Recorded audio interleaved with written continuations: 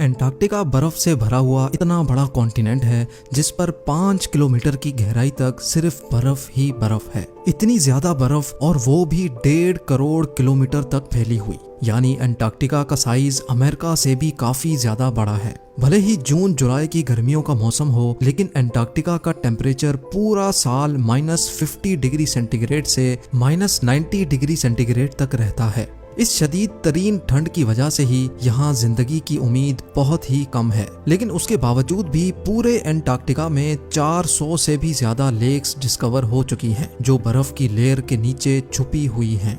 GeM TV के videos में एक बार फिर से खुशामदीद। नाजरीन, एंटार्क्टिका में ना ही कोई टाइम जोन फॉलो होता है और ना ही यहाँ किसी कंट्री का कब्जा है। हत्ता के पूरे एंटार्क्टिका में सिर्फ 2 ATM मशीन्स लगी हुई हैं। कई लोगों का मानना है कि एंटार्क्टिका की बर्फ के नीचे कई राज पोशीदा हैं। कुछ का तो ये भी मानना है कि बर्फ से ढके हुए इस मिस्टीरियस कॉन्टिनेंट के नीचे एक अलग ही दुनिया बसती है जहां एलियंस का राज है। लेकिन रिसर्चर्स और आर्कियोलॉजिस्ट इस मिस्टीरियस कॉन्टिनेंट के पोशीदा राजों को फाश करने के लिए दिन रात मेहनत कर रहे हैं। इन्होंने यहाँ चंद ऐसी चीजें भी तलाश की हैं जिनको देखकर साइंस भी हैरान रह जाती है। और आज आप देखेंगे एंटार्क्टिका की बर्फ के अंदर से मिलने वाली चंद हैरत अंगेज चीजें। तो आइए शुरू करते हैं।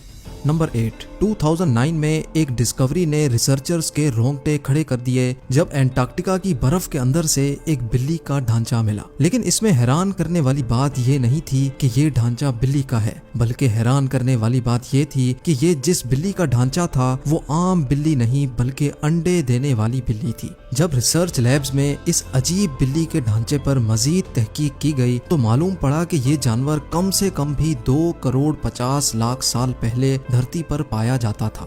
नंबर 7। 2014 में आर्कियोलॉजिस्ट को एंटार्क्टिका से इंतहाई हैरान कर देने वाली इंसानी खोपड़ियां मिली। पहली हैरानी की बात यह थी कि एंटार्क्टिका में ये मिलने वाली पहली इंसानी खोपड़ियां थी, और दूसरी हैरानी की बात इन खोपड़ियों की शेप थी। जी हाँ, नॉर्मल खोपड़ियों के मुकाबले में ये खोपड़ियां काफी अलग दिखती थीं क्योंकि इनके सर जरूरत से भी ज्यादा बाहर निकले हुए थे। साइंसदानों का मानना था कि खोपड़ियों की ऐसी शक्ल बचपन से ही अजीब आदतों की वजह से बनती है, और ये आदतें हजारों साल पहले एंशिएंट सिविलाइजेशन में अपनाई जाती थीं। इस तरह की खोपड़ियां आर्कियोलॉजिस्ट को इजिप्ट और पेरू से भी मिल चुकी हैं। तभी उनका शक है कि शायद हजारों साल पहले एंटार्क्टिका में भी लोग बसते थे और उनका कुछ न कुछ रिलेशन एंशिएंट इजिप्ट सिविलाइजेशन से जरूर होगा।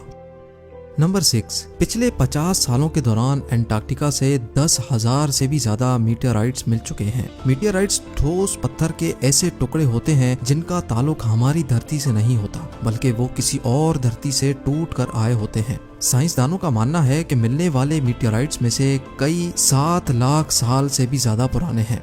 वैसे तो ये पता लगाना बहुत ही मुश्किल है कि इन मीटियोराइट्स का ताल्लुक किन सितारों या प्लेनेट से है, लेकिन 2002 में एंटार्क्टिका पर गिरने वाला एक छोटा मीटियोराइट 2015 में डिस्कवर किया गया था, और साइंस का मानना है कि ये कहीं और से नहीं बल्कि मार्स से टूटकर आया है, क्योंकि इस मीटियोराइट के अंदर ऐसे बैक्टीरिया थे जो मार्स पर पाए जाते हैं। नंबर 5। एंटार्क्टिका में बर्फ की गहराई 5 किलोमीटर डीप है, और ये पूरा कॉन्टिनेंट अमेरिका से भी बहुत बड़ा है। लेकिन साइंसदानों को यहाँ से कुछ ऐसे सबूत मिले हैं जिनको देखकर ये अंदाजा लगाया जाता है कि लाखों साल पहले ये जगह रहने के काबिल हुआ करती थी। जी हाँ, 1980 से कई आर्कियोलॉजिस्ट को यहाँ से डायनासोर्स, मोजासोर्स और प्लेजियोसोर्स के ढांचे मिल चुके हैं। इन ढांचों की साइज 36 फीट बताई जाती है, जो तकरीबन एक ट्रिपल स्टोरी बिल्डिंग के बराबर बनती है। जब हड्डियों के इन ढांचों पर मजीद तहकीक की गई तो मालूम पड़ा कि ये कम से कम भी 70 लाख साल पुराने हैं। तभी ये अंदाजा लगाया जाता है कि 70 लाख साल पहले तक एंटार्क्टिका का टेम्परेचर रहने के काबिल था, और शायद तब ये पहाड़ गहरी बर्फ से नहीं बल्कि ग्रीनरी से ढके होते होंगे। नंबर 4। वाटरफॉल्स तो हम सबने कई बार देखे हैं, लेकिन एंटार्क्टिका में टेलर ग्लेशियर के मकाम पर एक पॉइंट ऐसा भी है जहां वाटरफॉल नहीं बल्कि ब्लड फॉल होता है। 1911 में टेलर नामी एक साइंटिस्ट ने पहली बार इस ब्लड फॉल को डिस्कवर किया था। कई सदियों तक यही माना जाता था कि वाकई इस ग्लेशियर के अंदर से खून बहता है, लेकिन मॉडर्न साइंस ने जब इस पर मजीद रिसर्च की तब उनको जो मालूम पड़ा वो इससे भी ज्यादा हैरत अंगेज था। जी हाँ, मालूम पड़ा कि इस ग्लेशियर के नीचे एक बहुत बड़ा पानी का डैम है, लेकिन इसमें मौजूद पानी की खास बात यह है कि इसमें सी वाटर से भी 3 टाइम्स ज्यादा सॉल्ट है, जिसकी वजह से ये फ्रीज नहीं होता। साथ साथ इस पानी में पहाड़ों से निकलने वाला आयरन भी मौजूद है। किसी एक पॉइंट से जब ये पानी ग्लेशियर से बाहर निकलने की करता है तो हवा में मौजूद ऑक्सीजन पानी के आयरन से मिक्स होकर आयरन ऑक्साइड बन जाता है और उसका कलर रेड हो जाता है, और इसी वजह से हमें ये पानी रेड कलर का दिखता है। नंबर 3, ब्लड फॉल ग्लेशियर के नीचे मौजूद पानी में साइंसदानों को एक और हैरान करने वाली चीज भी मिली। पानी में टोटल 17 टाइप्स के बैक्टीरिया भी पाए गए, जिनको जिंदा रहने के लिए ऑक्सीजन और सनलाइट की भी जरूरत नहीं होती। एक्सपर्ट्स का मानना है कि ये बैक्टीरिया की ऐसी किस्म है जो ऐसे प्लैनेट्स पर पाई जाती है जहाँ पर ऑक्सीजन और सनलाइट का नामो निशान तक नहीं होता। लेकिन ये बैक्टीरिया हमारी धरती पर कैसे आए, ये राज अभी भी पोशीदा है। नंबर 2, हालांकि पूरा एंटार्क्टिका बर्फ से भरा हुआ कॉन्टिनेंट है, ये देखकर सबको यही लगेगा कि यहाँ पानी की कमी होना मुमकिन नहीं है। लेकिन आपको ये जानकर हैरत होगी कि हमारी धरती पर अगर कोई सबसे ज्यादा खुश्क यानी ड्राई जगह है तो वो भी एंटार्क्टिका में ही मौजूद है।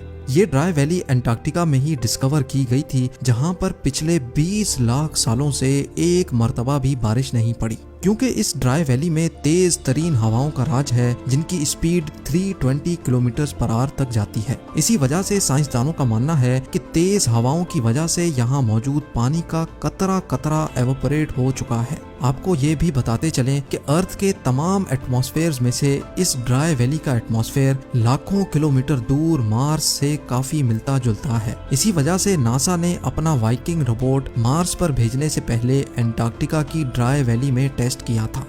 और अब नंबर 1, आर्कियोलॉजिस्ट की एक टीम को एंटार्क्टिका की बर्फ के अंदर 1100 फीट की गहराई से एक इंतहाई खौफनाक मखलूक का ढांचा मिला। ये पता लगाने के लिए कि ये ढांचा कौन से जानवर का है, कई एक्सपेरिमेंट्स किए गए, लेकिन हैरत अंगेज तौर पे इसका स्ट्रक्चर किसी भी जानवर से मैच ना हो सका। इस खौफनाक ढांचे की लंबाई 8 फीट बताई जाती है, जिसकी हड्डियां बॉडी से निकली हुई हैं। कई सालों की मेहनत के बाद भी आज तक ये पता नहीं लगाया जा सका कि ये जानवर कौन सा था और आखिर इस धरती पे आया कहां से था। उम्मीद है जेम टीवी की ये वीडियो भी आप भरपूर लाइक और शेयर करेंगे। आप लोगों के प्यार भरे कमेंट्स का बेहद शुक्रिया। मिलते हैं अगली शानदार वीडियो में।